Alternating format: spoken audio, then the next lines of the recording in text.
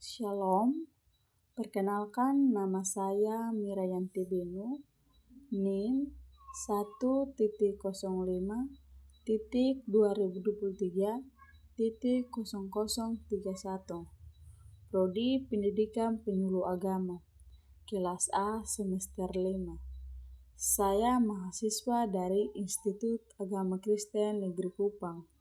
Di sini, saya akan mempresentasikan hasil kerja saya tentang jenis-jenis karya ilmiah untuk memenuhi salah satu tugas dari mata kuliah metode penulisan karya ilmiah. Yang pertama, kita masuk pada pengertian karya ilmiah.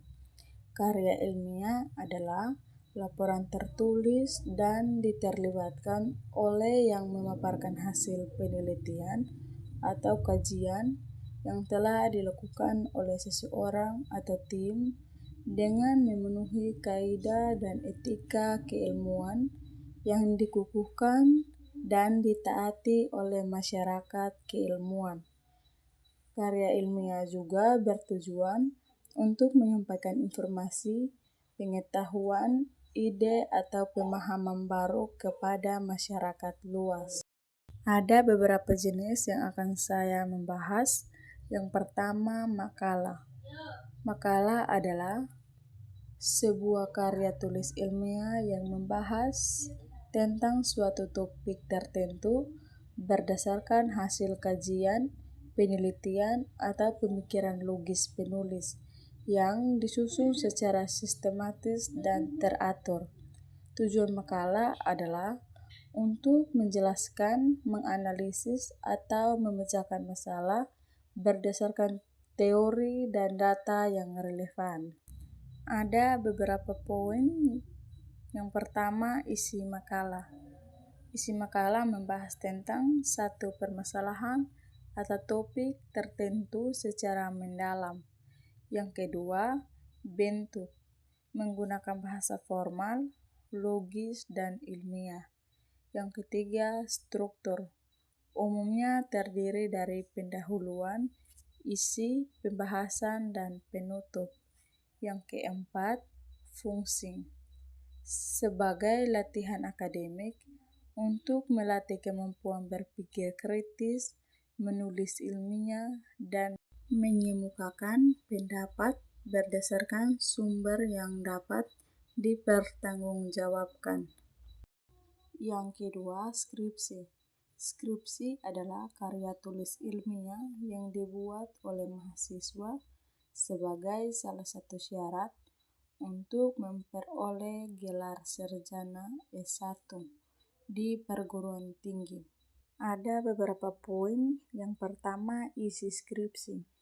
Isi skripsi membahas tentang hasil penelitian atau kajian yang mendalam terhadap suatu permasalahan tertentu dengan metode ilmiah. Yang kedua, tujuan. Untuk menunjukkan kemampuan mahasiswa dalam menerapkan teori, metode penelitian, dan analisis ilmiah untuk memecahkan masalah yang relevan dengan bidang studinya. Yang ketiga, tesis. Tesis adalah karya tulis ilmiah yang dihasilkan sebagai bagian dari persyaratan akademis untuk memperoleh gelar magister atau doktor. Tesis juga merupakan hasil penelitian yang original dan mendalam tentang topik tertentu yang dilakukan oleh mahasiswa pasca sarjana di bawah bimbingan dosen pembimbing. Tesis memiliki beberapa karakteristik, yaitu yang pertama, originalitas. Tesis harus merupakan hasil penelitian yang original dan tidak menciplak karya orang lain. Yang kedua, kedalaman analisis. Tesis harus melakukan analisis yang mendalam dan kritis tentang topik yang diteliti. Yang ketiga, metode penelitian yang tepat. Tesis harus menggunakan metode penelitian yang tepat dan sesuai dengan topik yang diteliti.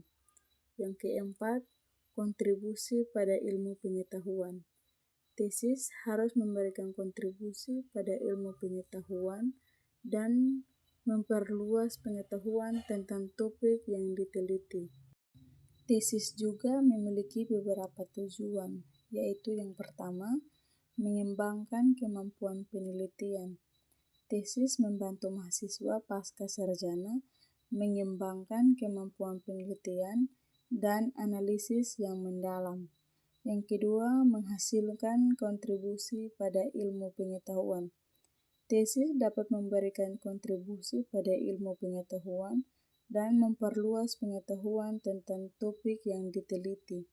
Yang ketiga, memenuhi persyaratan akademis. Tesis merupakan salah satu persyaratan akademis untuk memperoleh gelar magister atau doktor. Yang keempat, artikel ilmiah.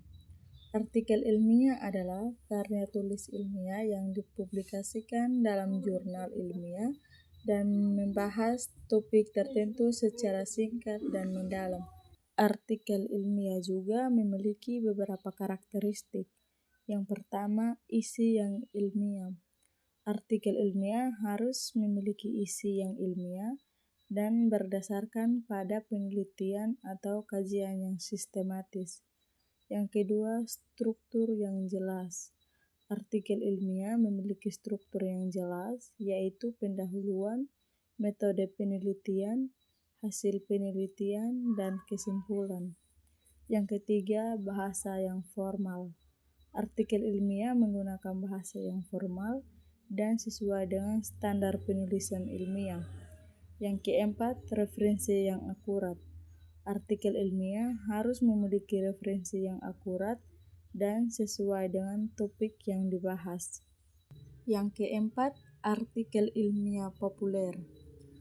Artikel ilmiah populer adalah karya tulis yang membahas topik ilmiah dengan cara yang lebih santai dan mudah dipahami oleh masyarakat umum. Artikel ilmiah populer tidak sama dengan artikel ilmiah yang dipublikasikan dalam jurnal ilmiah, karena artikel ilmiah populer tidak memiliki struktur dan format yang sama dengan artikel ilmiah. Artikel ilmiah populer juga memiliki beberapa karakteristik. Yang pertama, bahasa yang santai. Artikel ilmiah populer menggunakan bahasa yang lebih santai dan mudah dipahami oleh masyarakat umum. Yang kedua, tidak memerlukan keahlian khusus. Artikel ilmiah populer tidak dipahami oleh orang yang tidak memiliki latar belakang keahlian khusus dalam bidang yang dibahas. Yang ketiga, fokus pada aplikasi praktis. Artikel ilmiah populer seringkali berfokus pada aplikasi praktis dari hasil penelitian atau penemuan ilmiah. Yang keempat, tidak memiliki struktur ilmiah yang ketat. Artikel ilmiah populer tidak memiliki struktur ilmiah yang ketat seperti artikel ilmiah yang dipublikasikan dalam jurnal ilmiah. Artikel ilmiah populer juga memiliki tujuan. Yang pertama, menyebarluaskan pengetahuan ilmiah. Yang kedua, meningkatkan kesadaran ilmiah. Yang ketiga, menghubungkan ilmu pengetahuan dengan kehidupan sehari-hari. Yang berikut, resensi. Resensi adalah ulasan atau tinjauan tentang suatu karya seperti buku, film, atau pertunjukan seni yang memberikan penilaian dan kritik tentang karya tersebut. Resensi biasanya ditulis dalam bentuk artikel atau esai yang membahas tentang kelebihan atau kekurangan karya, serta memberikan pendapat tentang nilai dan makna karya tersebut. Yang terakhir, esai. Esai adalah karya tulis yang membahas topik tertentu secara mendalam dan subjektif dengan tujuan untuk mengungkapkan pendapat, gagasan, atau pengalaman penulis.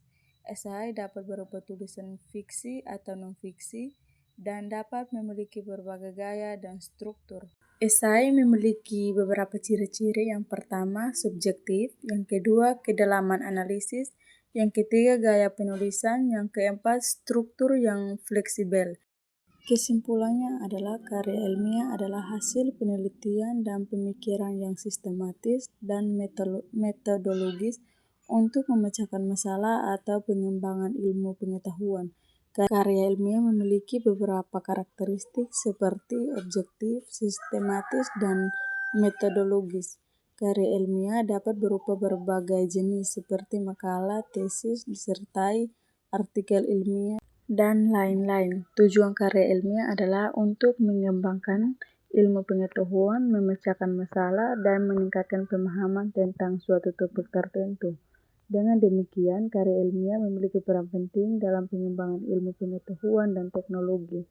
Sekian dari materi saya. Terima kasih. Shalom.